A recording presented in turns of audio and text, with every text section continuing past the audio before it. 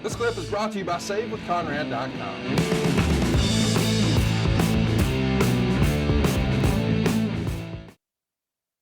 This match is going to go a long time. It's one of the longer matches on the card, 18 minutes and 20 seconds. The idea here is we're doing a unification bout. You see both of the television titles there, the famous Crockett Television Championship from the NWA, and of course, Terry Taylor's UWF television title. And we're going to unify them here. And Meltzer would say the first 10.5 minutes of this were so bad, it was quickly becoming the favorite for worst match of the year. Taylor looked nervous walking into the ring, and it appeared that this match was one where neither would cooperate with the other. Nikita sold nothing and made Taylor look hopeless. I guess both realized how bad it was because they started to cooperate, and the last 8 minutes were actually good. When you said he was not a favorite of the office, what was it? He just had that intangible thing that rubbed people the wrong way. That's smart, snarky. Had a ribbing on the square personality. Say something very, potentially infuriating. And then, say, well, I was only kidding. Come on. Which is one of the oldest wrestler tricks in the world, still used today very prominently. Come on, man, I'm only kidding. Loosen up. Don't get hot. I hate that fucking term. Don't get hot. Earl Hebner's got hair. Young baby Earl. The younger of the two Hebner twins. Who had more heat with the boys, Nikita or Terry Taylor? Oh, I don't know. Probably Terry. I'm guessing. Just heard. But, he's ended up doing well. He got put in a position, and he matured, and he's had a lot of challenges in life. He lost his wife, like as have I. He's had some illness, some sickness he's had to deal with. It kind of humbles a person, but he's a good coach, really a good coach. And he's working there at NXT, I guess, in Orlando. But he found his niche. Right. The thing about it is that wrestlers have to understand this wrestling shit's not going to last forever. You're not going to always look good. You're not always going to be healthy enough to execute your job. So what do you prepare for in the life after pro wrestling or after an active career? Most guys are trying to latch onto something that's pro wrestling oriented because that's what they know. And in their mind, which is unfortunate, they believe that's all they know. And that's a sad assessment of your own abilities. But Taylor's coaching now in NXT, and he does a good job from what I'm told. Nikita was rushed along, Uncle Ivan's nephew, Ivan Koloff. He was green out of that Robbinsdale, Minnesota, fertile grounds. So he got a little love from the booker. But for Dusty, in Dusty's defense, when Magnum went down, it was a touch of genius to me. Right. Take the Russian, again, that xenophobic way we look at things, and make him a babyface. So Terry had paid his dues. Terry had been around a long time, came through the Florida territory and all that stuff. Did real well for Cowboy and Mid-South. Nikita just, for some guys, had not really, quote unquote, paid his dues. He was on the fast track, and same basic heat the Road Warriors had at times. This match was the structure of this match. I understand why it was booked. You want to kill the UWF TV title along with anything else tangible to the UWF, which was in progress. Big mistake, big booking mistake, big strategy mistake. And people are going to say, well, JR is partial because he was a part of that UWF stuff. And I probably am, in full disclosure, but it was not good strategy. You could create your own competition.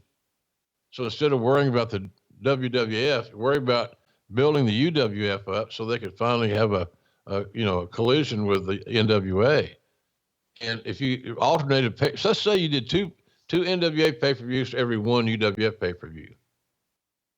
You needed something like that. And then you needed to get the UWF guys on TBS with something other than getting pounded by an NWA guy. No talent was really built in that era. And the UWF guys were neutered. So, but the match was structured too long. These guys did not need 18 minutes to tell their story. So Taylor hit with two big right hands that are no-sold. You'd think it didn't even release the grip. So the other baby face, Nikita, is desperately trying to stay strong. And talents don't understand selling is not a sign of weakness. Any fan that thinks that is misinformed. Did you hear Mickey James go off a few weeks ago on Busted Open about how these days wrestlers are more concerned with getting themselves over than getting the match over, and everybody wants to look strong rather than do what's best for the match? Well, I know we're both fans of Busted Open. Yep. And I certainly am. I know you are too. But yeah, I listen most days when I can, I do. Then if I don't, I'll go back and retrieve it on demand, or whatever you call it. Click here, slide this, move this over here. What's your password? What's the home address? You know, all that shit. But yeah, she was outspoken as hell. Mickey's a jewel. She understands her role, and she understands the big picture. And again, she's been around. She understands the workings of this crazy ass business. And some of those beautiful young women we're talking about WWE at this point, just had not been there. They're more concerned about their, Louis Vuittons and their hair extensions and the boob jobs and all that stuff. And none of that has anything to do with bell to bell. Right.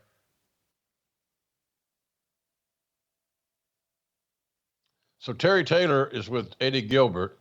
Gilbert's there to help invest some time because these guys knew they were going to go almost 20 minutes. Meltzer would write of this era. He would say,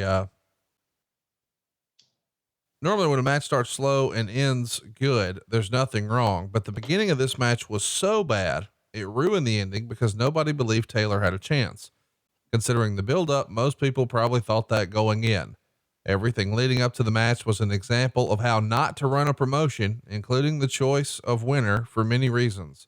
Actually, at this point, the right guy won because they've been burying Taylor so much on television that it would have been ridiculous now to let him get over. Yeah, just bad booking, bad planning.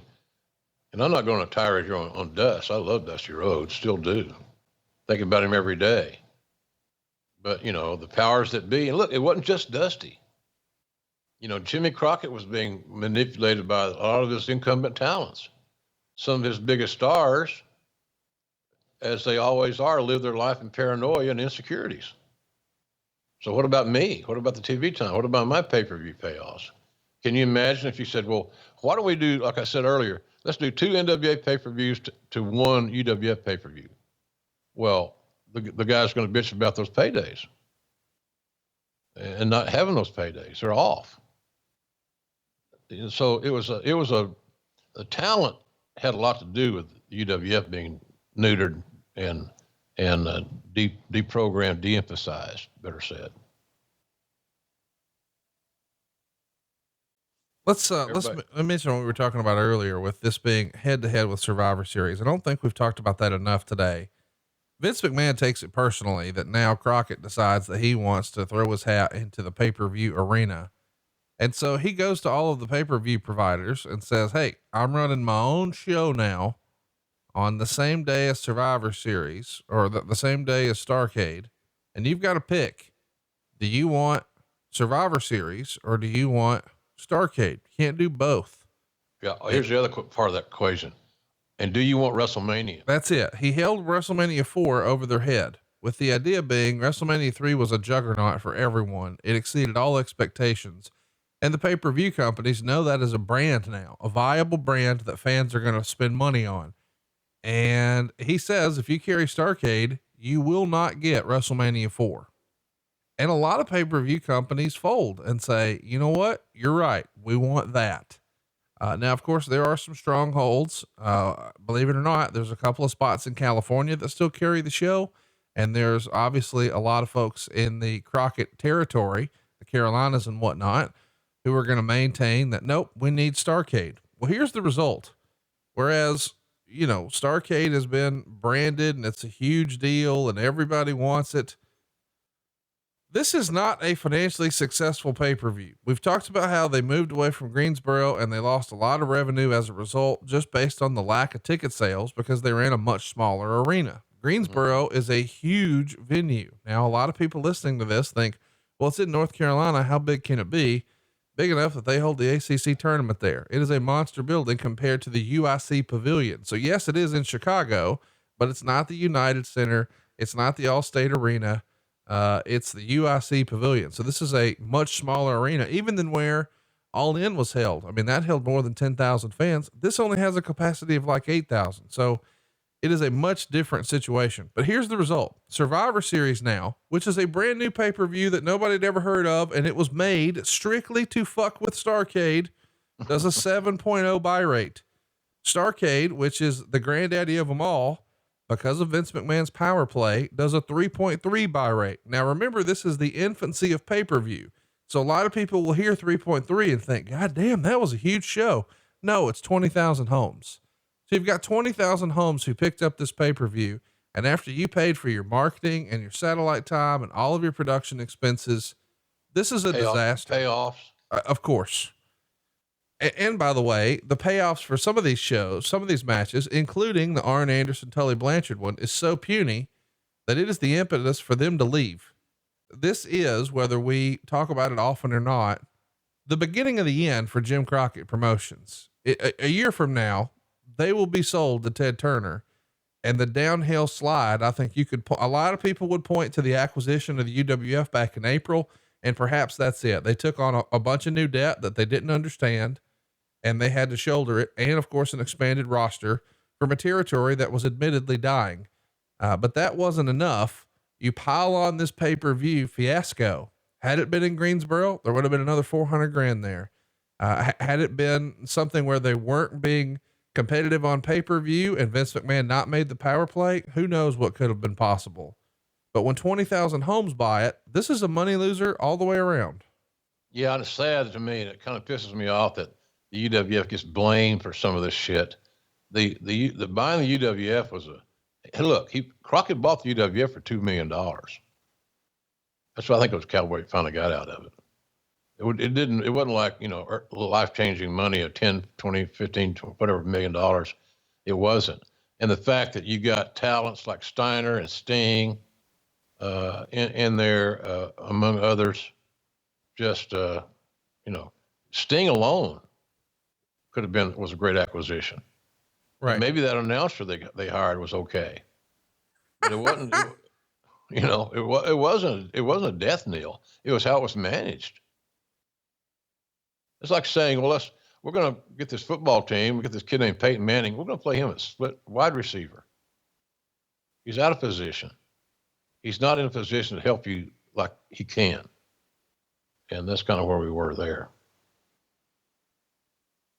Now the match is starting to get better because there's false finishes, and Nikita is in jeopardy. Now the basic psychology of a match where one individual is in trouble and the other individual is trying to maximize that jeopardy is in place, and it's starting to work. And that's because Nikita's selling. And logic tells you if you're going to go over, make the guy look great before you beat him. It gives your win more significance, it's more meaningful. Let's talk about the business again for a minute. In this era, ratings are starting to tumble, and I'm interested in your take on that. Meltzer said in his own research, it looks like the Sunday show audience has dropped 37% over the last 9 months. And the Saturday show had dropped 35%. And Titan was sort of suffering a similar fate, but maybe not as bad. Their shows were down around 25% over a 2-year period. But in the 9 months leading to this show, the idea that ratings are down 35 and 37%, you know, I hate to beat up on the Dream, but I can't help but wonder, was Dream just burnout here? I'm sure that has something to do with it. He was also being pressured by a lot of his more influential peers, including his owner, who have been convinced that, that we can't lose our money. These guys are going to take our cash. So it was not a good thing, but I think burnout had something to do with it, Conrad. You're probably right. Because Dusty was booking the whole card, trying to manage both 2 rosters and work. The criticism from some of the boys would be that perhaps Dusty had let some of the success of Crockett in '86 go to his head. And now, you know, we've got this big office in Dallas and we're going to make movies, baby. Maybe he took his eye off the ball of sort of what brought him to the dance. Is that a fair criticism of Dusty's booking at the time? Could have been. Yeah. Could have been, too much on his plate. Right. He's trying to he was writing every TV show. And one guy, it was a work that, really needed a bigger staff, or certainly, lessen your time you're spending in the ring. But, Dusty liked those payoffs like everybody else. So I think that's, I think he was burnt a little bit around the edges, but his workload that he didn't want to share. JJ helped him some, no doubt. Kept the rudder in the water, kept the records, etc. JJ was meticulous in his record keeping. He had great penmanship too, by the way. So I think Dusty just was a one-man band there, and that was a little bit of an ego thing that just went along with it being a top babyface in that era. There was ego issues. Talk to me a little bit about the idea that Crockett now feels like they need to compete with Vince. I mean, obviously Vince is trying to sabotage their show, but we talked earlier about how they ran New York the night before. That's not something that Crockett did very often, but they do here. They even ran Boston Garden, had 142 grand. But of course, Vince McMahon came back to Boston Garden and said, if you want any of our programming and you want any WWF shows, you'll never rent to them again. So it's one and done for Crockett. And it feels like they ran New York the night before here, almost as like an FU to Vince. But now you've got to have your talent travel all the way from New York to Chicago. And yeah, the houses are okay, but it's not exactly like we're, just hemorrhaging cash here in a good way. This is a questionable decision to me to go sort of poke the bear. Is that more Dusty or Jimmy or both? Oh, I think it's both, quite frankly, and the talent, that consortium of talent. Rick, Arn, Tully, Barry, all the stars there. They bought into all that stuff. So it was a combined effort and a feeling. But the illogical part about this situation is that you're flying in late November from New York and into Chicago. Nobody thought about weather issues. Right. There's a sickle and a 3 count. Nikita wins. Got the quick one on that. So there's, it's okay. But the last 7 or 8 minutes was pretty good. Nikita's over with the crowd too. I mean, I know people are critical of his relationship with Dusty and maybe think that played into Dusty's booking, but you see the crowd. Well, he got over. Yeah. He got over, did Nikita, and more power, and good for him. But I was going to say about the weather, you can't control the weather. You can't, it's going to change. So what would have happened if there'd been mechanicals or just weather delays for your crew? And I understand that a lot of the guys flew private, which also alienated others that didn't fly private. They had to go to the airport on a crazy ass travel day. Think about that. Thanksgiving travel, winter city to winter city. Yeah. And if you don't make it, you're really in trouble. Hey, it's Conrad Thompson. Thanks for checking out the podcast here on YouTube. Be sure to hit the subscribe button and the notifications bell so you get a notice anytime we upload some new content. And go save yourself some money right now. If you're in a 30-year loan or you have credit card debt, it's not a matter of if I can save you money. It's a matter of how much. Find out right now for free at SaveWithConrad.com.